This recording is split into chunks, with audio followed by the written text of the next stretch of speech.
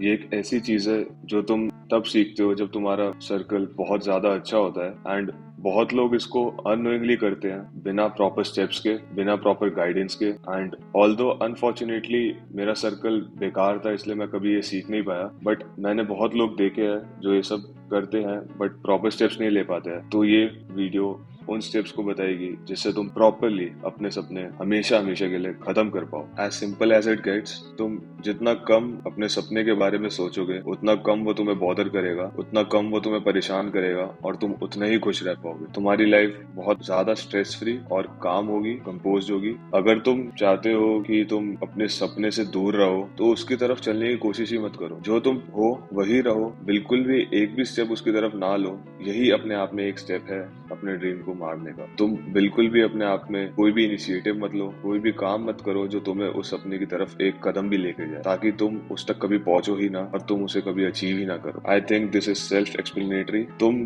जितना किसी बदलाव से या चेंज से डरोगे उतना तुम अपने कंफर्ट जोन में रह के खुश रहोगे। अपने कंफर्ट जोन से बाहर निकलोगे तभी तुम उस ड्रीम की तरफ चल पाओगे जो कि तुम्हें करना नहीं है। तो इसलिए तुम्हें अपना कंफर्ट जोन चाहिए। एंड कंफर्ट जोन में रहने के लिए हमेशा चेंजेस अवॉइड करने हैं। जितना तुम चेंजेस अवॉइड करोगे उतना तुम अपने कंफर्ट जोन में रहोगे एंड अपने ड्रीम से उतना ही दूर रह पाओगे। तो चेंज से हमेशा डरो, कभी चेंज होने की बिल्कुल कोशिश मत करो, कुछ भी नया ट्राई मत करो। एंड तभी तुम एक हैप्पी लाइफ जी पाओगे जो कि तुम्हारे ड्रीम्स को कभी पूरा नहीं होने देगी, जो कि अल्टीमेटली तुम्हारी खुशी का कारण होगा। एज आई सेड, अगर तुम कोई भी चीज कर रहे हो तो देखो कि क्या वो चीज तुम्हें अपने सपने की तरफ तो नहीं लेके जा रही। अगर वो चीज तुम्हें तुम्हारे ड्रीम की तरफ लेके जा रही है तो उसको बिल्कुल अवॉइड करना है। तुम्हें कोशिश करनी है कि तुम जो भी अपने सुबह से लेकर रात तक जो भी तुम काम कर रहे हो उसका एक एक सेकंड तुम्हारे सपने की तरफ ना हो, बल्कि तुम उससे बिल्कुल अपोजिट हो, ताकि तुम बिल्कुल भी उसकी तरफ प्रोग्रेस ना करो। अगर तुम एक कदम भी उसकी तरफ रख रहे हो तो तुम उस पाथ पे हो अपने ड्रीम के, जो कि तुम्हें नहीं करना। तो इसलिए अगर तुम चाहते हो कि तुम अपने सपने की तरफ ना चलो तो उसकी तरफ एक कदम भी ना लो। कोई भी ऐसा टास्क मत करो जो उससे रिलेटेड हो, उसकी तरफ लेके जाता हो या उसके बारे में और कुछ तुम्हें सोचने पर मजबूर करता हो। बहुत लोग क्या करते हैं, वो अपने पोटेंशियल से डरते नहीं है, वो अपनी लिमिट्स को पुश करने की कोशिश करते हैं, उसको आगे बढ़ाने की कोशिश करते हैं, जो कि फिर से तुम्हें तुम्हारी सपने की तरफ पास लेके जा सकता है। एंड ये हमें बिल्कुल नहीं करना है। इसलिए तुम्हें पता होना चाहिए कि तुम्हारा पोटेंशियल कितना है और उसी पोटेंशियल पे रहना चाहिए। उसको कभी पुश मत करो